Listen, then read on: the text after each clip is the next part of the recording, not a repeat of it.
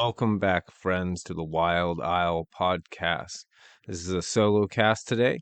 I'm going to be going through an essay I wrote, the second in the There Is No Such Thing As series, and this time we're going to be covering capitalism. This is more of a small pet peeve I have. I hear people use the word capitalism on I was about to say all sides of the political spectrum, but just in any political or even non-political affiliation. They use this word, and I don't think they know what they mean, and I don't think really most people who use it know what it means. So we're going to get into it, right? So there's no such thing as capitalism, though now embraced by a variety of interest groups, from libertarian free marketeers to neoliberal charlatans. The word is, at its root, a caricature of economic laws and descriptive market principles. It does not take much effort to unearth this reality. All one must do is consider the root concept, capital, and notice that its borders were drawn by men with broad and shallow vision. All right, so before I go on to the definitions section of this little essay, I want to point out something that uh, seems, what's the right word? People don't realize how easy it is to break an idea, to break a concept. I believe Nietzsche said, it's funny, it's in verse about how you should test an idea by biting it to see if it breaks. Jordan Peterson, I think, is very famous for saying the same thing. And with the concept of capitalism, just like with any concept, all you need to do is dig down to the, let's say, other more fundamental concepts that it rests upon, right? Imagine if you got a tree and one of the branches is capitalism, right? And then you go back a branch where it divides into something else and you see, okay, well, there's capital behind that. What does capital refer to? Then it goes back to things like wealth and money. And then you keep going back until you go all the way down, and you can very quickly find where something is rotten, because likely if there's something wrong with the idea, there will be a contradiction close to its base, and that's really what this essay does. As for broad and shallow vision, it's one of my aphorisms. Sometimes people get stuck in their own, let's say, preconception. So they have a very general view that doesn't go very deep, and they can't see past that, let's say, very vague, frozen abstraction of theirs. So we'll move on to definitions. So what is capital? It depends on who you ask. Modern Western notions of capital include any goods or wealth which are in turn invested to return a profit, viz., wealth used to produce more wealth. And by the way, if you don't know what viz means, it's like, it is to say, right? Reading a bunch of Locke, and he uses it incessantly. So I decided to use it here. So wealth used to produce more wealth. Modern Western notions of capital. However, if you ask a Marxist or some other form of socialist, capital is specifically currency used for the generation of further wealth and not used to acquire consumable goods, viz., money invested in business as opposed to money spent for personal use. And I took that from Marxist.org, and they've got a whole, basically, Marxist dictionary there. So, really, once we get into this, we'll discover that there's not really a relevant difference between these two definitions. They break down in the same exact way. But I would like to take a moment to discuss the fact that capitalism is, while not uniquely a Marxist conception of free markets, it is very notably one. And those people who use the word capitalism, and then obviously we have Marx using capitalist more often than capitalism, or really only capitalist and not capitalism, we can see that there is a conception from opponents of free markets, right? So right away, there should be some skepticism. This is a word invented by people who did not like an unregulated market for whatever the reasons, and we'll get into those. As for the particular socialist or Marxist aspect, this is a what they call it, a phenomenon. This is something where people will draw conceptual borders in arbitrary places. In this particular case, we have the acquisition of consumable goods, or what I think Marxists typically call personal property, versus private property, which is property that can be used to generate more property, essentially. This is a false distinction.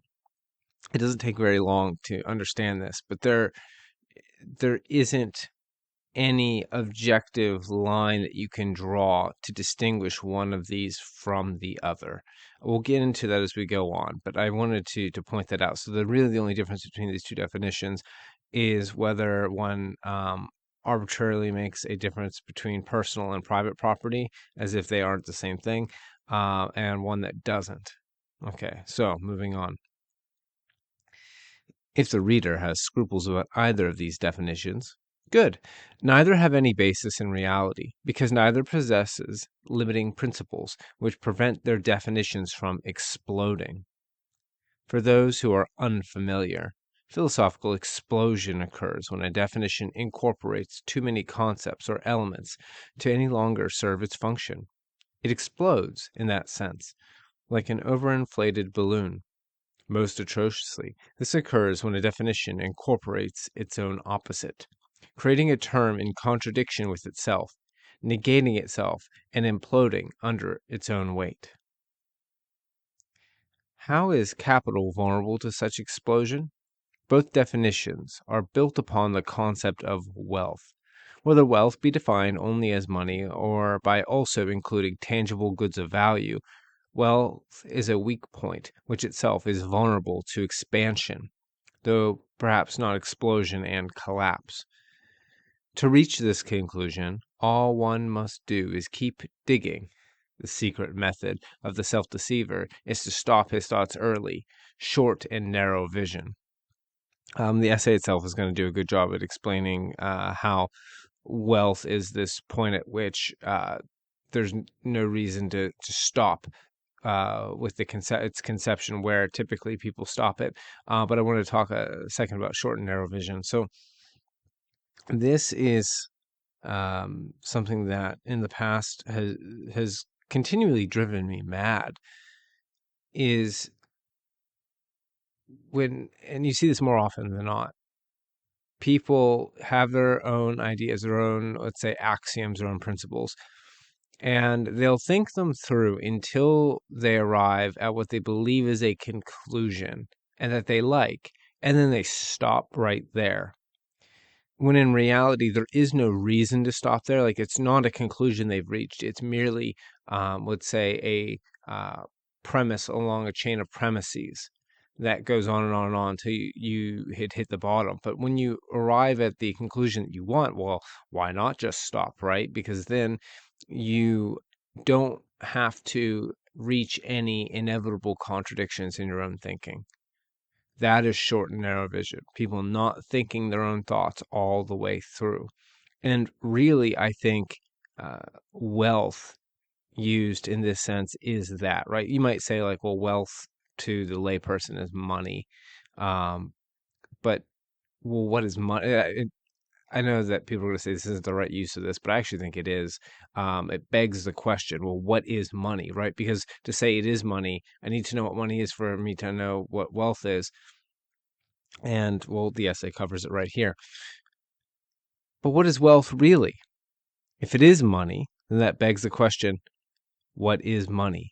Rather than appeal to some authority, it is more objective to observe the function of money, to understand what it is. I actually hold to this, that a lot of people were like, well, what's the dictionary say? Well, the dictionary is going to have like 7 definitions for every word, and they're going to be different enough that eventually they're going to contradict each other, because the dictionary is a collection of how people use the word, not, let's say, a system of coherent definitions to maximize the utility of the language as a kind of map or model by which we can communicate concepts. So it's not useful to go to an authority really for a definition. It's better to look at the function, what it does, because what it does is, in a sense, objective, or as objective as we can get. So we'll observe. And it, being money, is a medium and means of tracking exchanges of value while simultaneously circumventing entropy, the fact that goods often perish over time. That is to say that money is not merely symbolic. We value it because of its function, a function predicated on the objective fact of our subjective valuation of perishable goods and services. That's probably going to lose a bunch of you, so I should explain it. Money essentially is an IOU, right? If you think about it, there are goods and services of value. Originally, say if I've got a chunk of gold, something that has value, that sustains its value because it's rather stable and rare, so you can't just get a bunch of it. That means that if people value it, which people tend to value gold, it is not only a thing of value, but a thing that will retain its value. Therefore, it's consistent. I take that to, I don't know, excuse me, I take it to a bank, and they give me a note. It's basically an IOU. Now, why would the bank do that? Well, maybe they pay you interest for all the wealth that you store with them, which lets them invest and then use that money to make more money. The Marxists have a big problem with that. But the point is that money is kind of like an IOU. That's the tracking of exchanges, right? If I give um, someone $20 and they, I don't know, change my tire or something, then I have given them a note that says, like, this is worth the return of, whatever $20 of services, which I clearly thought that the change of the tire was worth less than that, but they might think it was worth more. Thus, we do the exchange. And the reason why we use, let's say, paper currency, paper currency used to be in reference to gold, which was that stable object I explained before. But the idea is that money doesn't perish. Like if I had to do all my exchanges in barter, I had eggs, the eggs will spoil, animals will die, crops, even if you can store them a little bit, will eventually perish, and they're hard to move around. It's a burden, so it ends up being an exchange cost. So money is a medium that functions to facilitate trade and track the value of trades. Essentially, that's where it's valued. People say, "Oh, money is just only as valued as you believe it is." It's like, no, no, no.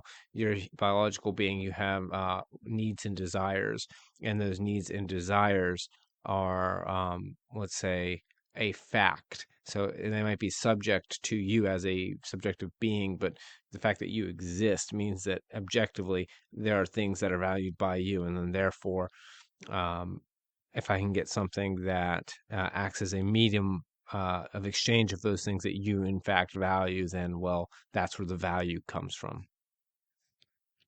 So that's money. From the prior observation, it becomes apparent that the Marxist definition actually contains the common Western definition, if we are honest about what money is and therefore what wealth is. And what are they both? Literally, anything of value which can be invested in to produce more value. And now the explosion becomes apparent. For there is no reason to stop at money, nor land, nor private property. The truth is that wealth as a concept runs all the way down to a person's body and mind. Examples are easy. If a man is a model or an athlete, then his body is his means of making a profit. Any money or bodily effort spent investing in his health and physique are reinvestments in his means of generating further wealth, or reinvestments in his capital. The same can be said of an author or professor when he spends money or time on books or journal subscriptions to further his education. He is increasing his mind's ability to be used to generate income for himself. His mind is his own capital.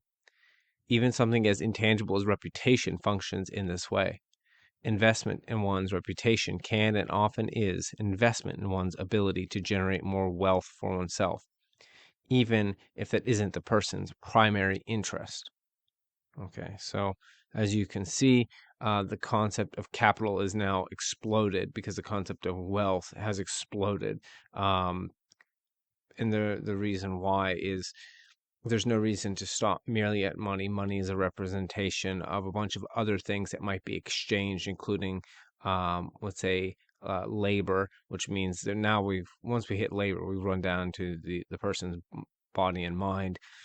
So therefore, there's no reason to draw a distinction unless you just want to, just cause, right? Like, okay, well, that person might own a factory, but you own your body, you own your mind. The knowledge that you have is yours in the same way that that factory is theirs. Now, what's worth more? Well, that depends, but and it's going to change based on the person, the situation, the era, the other people around. There's all kind of variables, and we'll get into that in a little bit. But the point is that the root of capitalism, capital, is a bunk concept. It doesn't actually refer to anything because it refers to everything. And we'll see that here in a moment. So the fallacy of false systems. Isms are, more often than not, towers of Babel. They are imagined constructs with no grounding in reality, no basis, nothing real beyond our subjective preconceptions. Such is the case with capitalism. As a cursory investigation reveals, all from the comfort of an armchair, capital refers to literally anything which can be used to produce profit from the person or group investing it. For the person or group investing it. That means that anything and everything can be or is already capital.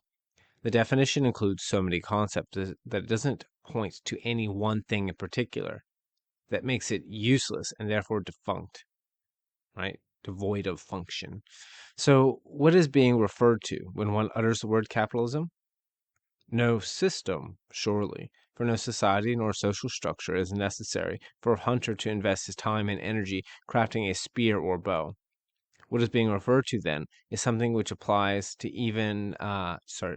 man, even in the liberal enlightenment's false historical conception of the state of nature, and that is mankind's innate ability to dispose with his mind and labor as his volition wishes, so long as this does not violate the volition of another man. So if you saw my last essay, there's no such thing as civil rights, then that'll make sense. So the state of nature and the Enlightenment, there's this idea that mankind, there's a pre-social mankind where men were just kind of out by themselves in nature before they came together to create the first societies and therefore the first governments. That never happened. Even pre-human, evolutionarily, we were in societies, small tribe, like familial and tribal groups. So that's why I call it a false historical conception. However, even in that case, what capitalism is the concept of capitalism is trying to encapsulate would include that. There's no reason not to. So what we're talking about, therefore, is not a system, right? It's not a social construction. It is a pre-social construction. It is, you could say it's emergent because you need like some type of being in order to participate in this. But aside from that, it works. So, when they say, well, this capitalist system, it's like there is no such thing as a capitalist system. It doesn't exist, right? It's word wizardry. It's bullshit. Okay. So this makes capitalism synonymous with any manifestation of a free market, that being any collection of trading or exchanging between individuals or groups in which their natural rights are not infringed.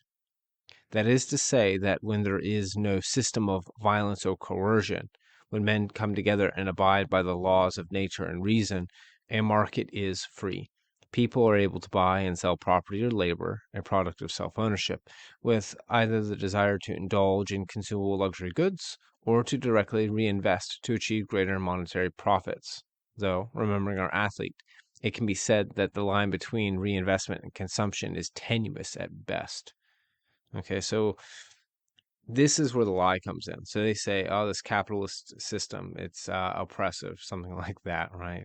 Or like when you see someone doing something flagrantly let's say, greedy and exploitative in the real sense, right, where they're actually taking advantage of someone to that other person's detriment. And then they say, well, that's capitalism. What they're doing is they're caricaturizing, right? They're characterizing um, a, let's say, what I would describe as a kind of crony situation, as if it was a free market, and then they're describing, or rather ascribing, systematic oppressive elements to something that by definition does not have a system imposed onto it. And why is there no system imposed onto it? Well, as we saw with Locke, the, let's say, laws of nature and reason are things that are intrinsic to man. Man can just do these things. You don't need any top-down interference for this to work, right? It is now. It doesn't mean that it just happens, right? Obviously, human beings are also capable of violence and coercion, and they do that to one another. But it is within, let's say, man's natural right to be, let's say, master of himself in a sense, and therefore to exchange aspects of that self, let's say the products of his labor, his services, any goods that he manages to acquire with others, as he sees fit. And that alone creates the free market. There's no system necessary there. Either man does this, or he devolves into, let's say, a kind of state of war, or we impose a top-down system of violence and coercion via the state. So it's either authoritarian or libertarian. Like those are your two sides. So we see the words capitalism and capital add nothing to the conversation. They are not tools of the honest man, but are instead levers for those who require leverage to make themselves equal in power to those who are more competent than themselves. They are hexes and curses as part of the word sorcerer's arsenal to bewitch the babblemooks into gibbering noises which imbue them with a sense of virtue. Capitalism is, in truth, a pejorative which lies about the nature of free markets. When uttered, the charlatan relies on the listener's assumption that the participants in the market are not trading of their own volition. The liar requires those listening to assume cronyism and exploitation, the former's presence disqualifying a market from being free, and the latter conception being both ill-defined and misplaced. Right, so essentially, this is the word sorcerer, or more often than not, someone who doesn't know what they're doing. They want to feel virtuous, so they just kind of repeat the noises like a parrot. The babblemook, right, is, let's say, framing. Again, if it's a babblemook, unconsciously framing. Let's say, usually what it is something that isn't a free market, describing it as a free market by ascribing capitalism to both, and then just then slamming, let's say,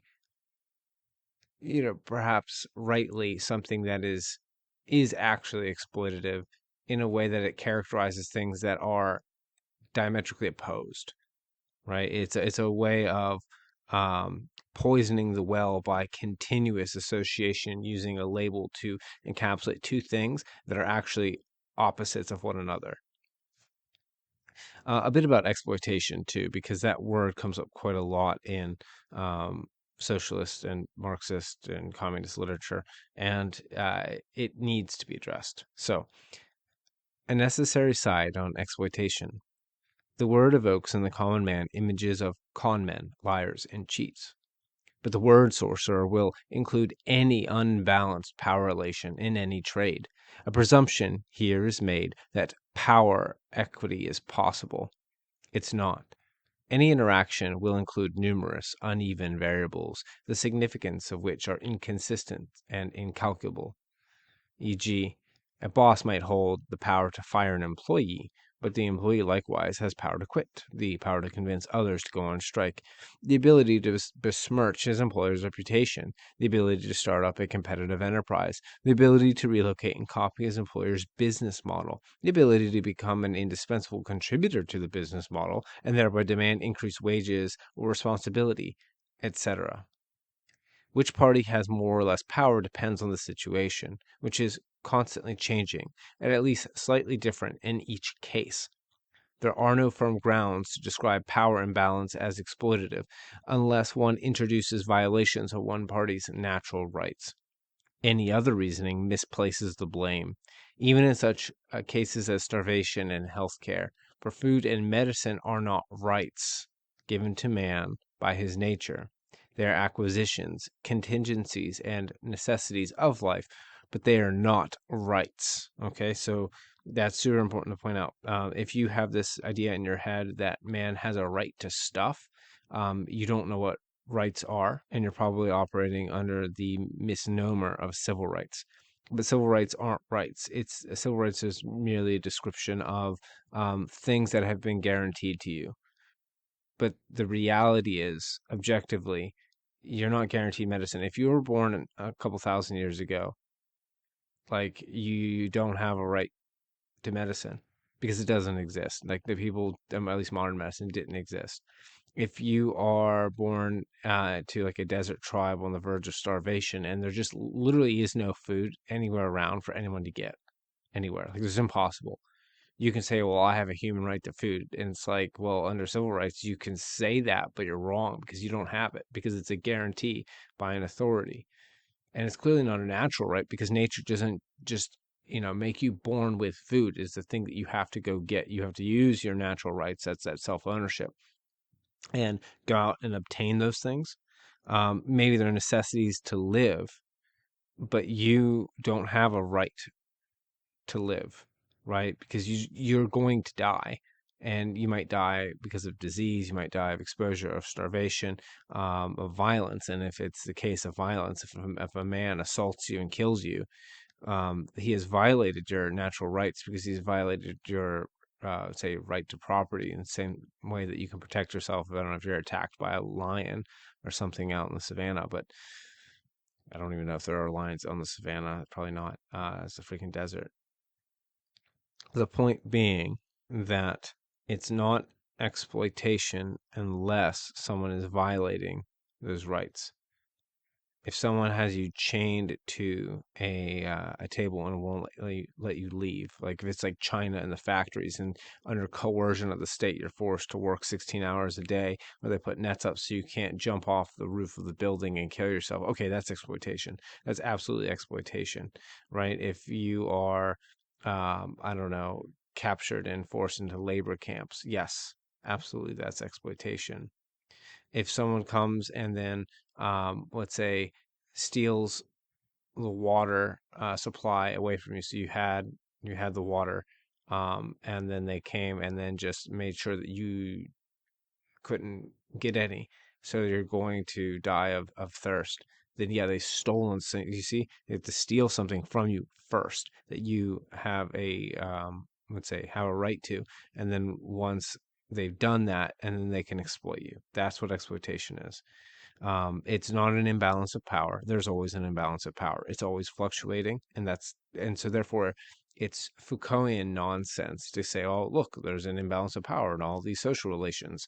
Therefore, it's unjust." It's like no, because there's no such thing as a balance of power. There's literally no such thing. It never happens. I've been ranting about this for too long. So, in conclusion, redundancy or deception, mooks or charlatans. In most cases, the misnomer capitalism is a noise grunted by members of the herd who like to hear themselves mimicking the noises of those occupying positions of institutional prestige.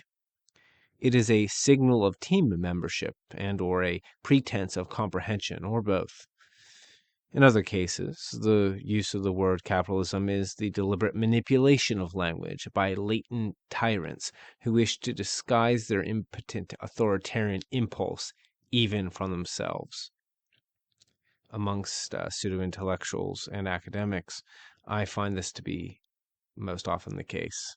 They have a desire to bend the world to their will because they think their theoretical model in their head is correct and that the world is wrong and that they understand the world well enough that if they were the dictator, if they were the person making the decisions, everything would work, right? That is the latent tyrant. If they only had power, their corruption would be revealed. They're already corrupt, and they want to disguise that authoritarian impulse in themselves because they themselves often ascribe to philosophies that would make such an authoritarian impulse immoral.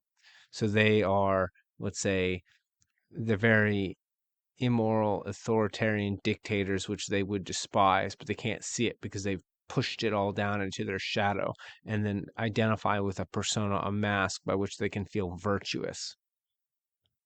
And then and how do they do that? Well, they identify a caricatured enemy and then attack that, right? They attack the straw man so that they themselves feel powerful. Look how much I can beat up this straw man. Yes, that is the word sorcerer. That is the pseudo-intellectual and academic charlatan. Of course, and as mentioned, the word has been embraced as synonymous with free marketeer. In that sense, capitalism has been reclaimed. I think what I'm most familiar with, like anarcho-capitalism, right? So anarcho-capitalists are like the hardest corest libertarians. They're the opposite of anarcho-communisms in a sense, or anarcho-communists in a sense. And they use the word capitalism to refer to free market, as I described a free market actually being. And then libertarians will use capitalism all the time. You hear lots of people use it in a positive light. They describe themselves as capitalists. Though its reclamation does not undo its power over a population of mooks.